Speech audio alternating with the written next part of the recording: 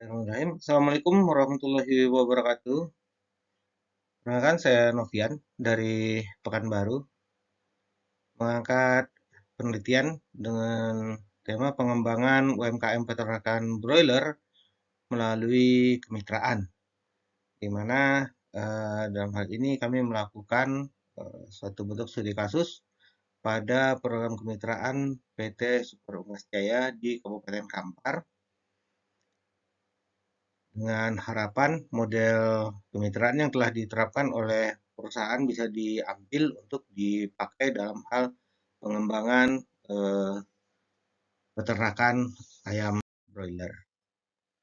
Di peternakan dalam halnya peternakan ayam broiler ini di Indonesia itu memang memegang peranan yang menentukan dalam memenuhi kebutuhan protein hewani bagi masyarakat, karena siklus produksi yang cepat 25 hingga 35 hari bisa memenuhi kebutuhan hewani bagi masyarakat. Nah, secara umum metode yang dipakai oleh peternak untuk mengembangkan usaha peternakannya adalah mencari inti atau perusahaan untuk induk, sehingga muncullah model kemitraan plasma inti dengan harapan bisa meminimalisir risiko modal dan harga, dan keberhasilannya pun tergantung pada bagaimana manajemen kandang, ventilasinya ya, efisiensi pakan dan bibit unggul itu bisa dilaksanakan. Dan dalam hal ini tujuan yang ingin kami capai menganalisis pelaksanaan kontrak dan ketergantungan peternak broiler dalam kemitraan dengan PT Super Unggas Jaya, sehingga bisa didapat model kemitraan seperti apa untuk pengembangan usaha peternakan. Karena kemitraan itu memang suatu strategi yang bisa diterapkan dalam meningkatkan kinerja bagi pelaku agribisnis, khususnya peternak kecil. Nah, pola kemitraan itu memang memunculkan hubungan kerjasama antara peternak sebagai plasma dan perusahaan sebagai intinya, dan tetap ada kontrak yang harus disepakati oleh kedua belah pihak. Jadi bagi peternak untuk pengembangan usaha, bagi pelaku UMKM, keuntungan pada pola kemitraan ini bisa menjamin ketersediaan bibit, obat-obatan, pemasaran hasil produksi, dan juga tenaga ahli yang berkompeten dalam hal peternakannya, dan tentu saja modal kerja yang berasal dari perusahaan. Jadi bisa kita katakan muncul ketergantungan ya ketika akses sumber daya vital itu terbatas, betul, karena pelaku UMKM sangat membutuhkan hal ini.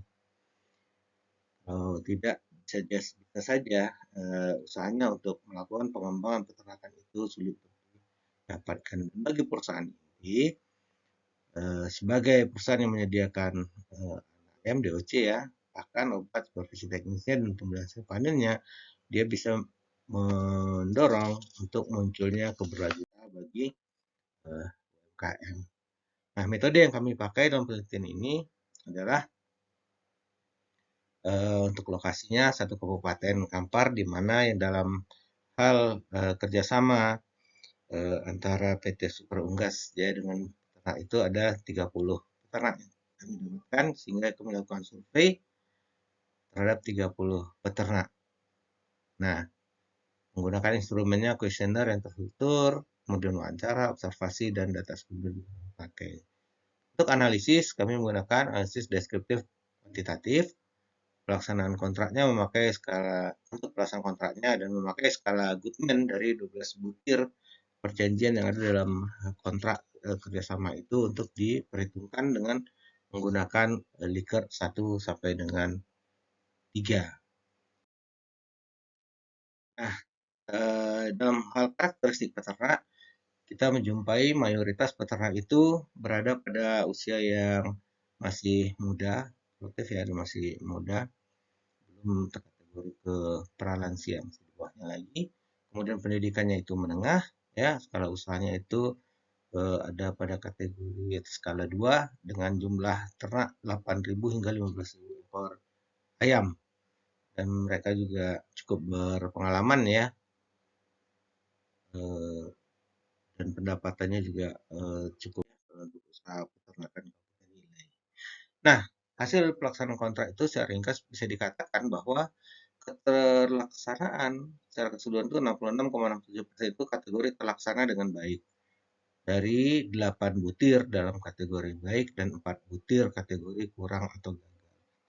Keseluruhan oke, terlaksana dengan baik, namun masih ada 4 butir kesepakatan lagi yang harus diperbaiki dalam hal ini sehingga apa SDGs dari sustainable dari usaha peternakan itu bisa terjadi, yaitu jaminan peternak. Nah, ini kalau kategorinya gagal terlaksana. Jadi jaminan terhadap eh, peternak itu bagaimana si perusahaan bisa memberikan jaminan kepada peternak dalam hal terhadap risiko kerugian dan risiko bencana, ya.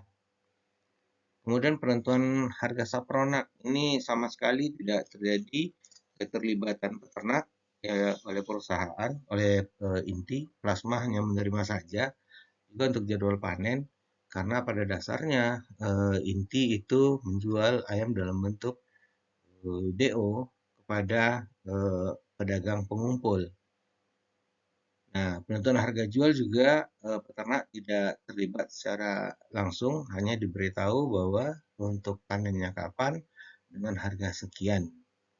Jadi berapa artinya dalam hal ini tiga terakhir ini penentuan harga sapronak itu kan berapa harga sapronak peternak pada dasar tidak tahu, hanya menurut perusahaan pakan sudah harus dikirim, maka peternak harus menerima pakan dan memberikan kepada ternaknya kapan menurut perusahaan ayamnya boleh dipanen, perusahaan memanennya, peternak menerima harga jualnya juga seperti itu. Sehingga terlihat bahwa ketergantungan itu memang sangat tinggi.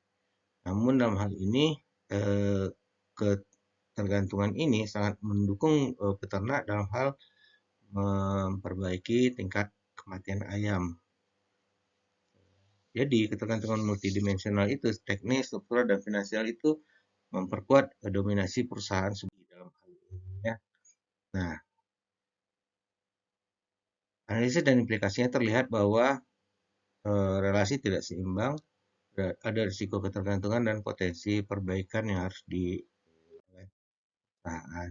Jadi kesimpulannya, struktur usaha konsentrasi pada usaha skala 2 perlu peningkatan koordinasi dalam perusahaan dan ketergantungan teknis secara struktural dan finansial itu sangat tinggi. Jadi untuk keberlanjutan usahanya perlu audit transparansi harga, program pelatihan manajemen, dan fasilitas jaringan pemasaran alternatif hingga UMKM peternakan bisa berkelanjutan.